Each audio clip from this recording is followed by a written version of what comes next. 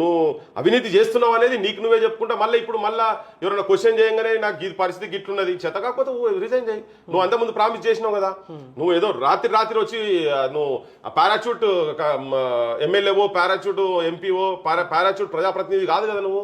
నీకు అంతకుముందు రాజకీయ అనుభవం ఉన్నది కదా, నీది నేషనల్ పార్టీ రాష్ట్రాన్ని దేశాన్ని పరిపాలించిన పార్టీ కదా, ఇవన్నీ చూసే కదా మీరు ప్రామిసెస్ చేసినప్పుడు మరి ఇప్పుడు అమలు చేయలేని సిచ్యువేషన్ ఉంటే రిజైన్ చేసి ఇంట్లో కూర్చో. నీ చేత కాకపోతే ఇంట్లో కూర్చో. నీకు ఏది ప్రియారిటీ నీకు అర్థమైతే లేదు కదా.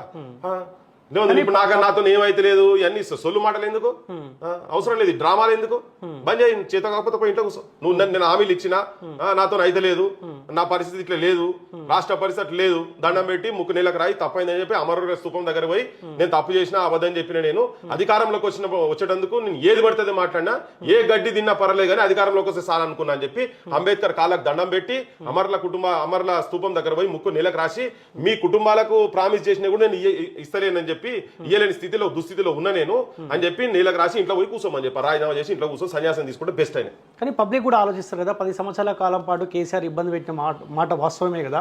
ఒక ముఖ్యమంత్రి హోదాలో ఉన్న రేవంత్ రెడ్డి స్వయాన చెప్తా ఉన్నాడు ఏం చేయలేని పరిస్థితి ఉన్నది, 10 సంవత్సరాలు ఇబ్బంది అయింది కాబట్టి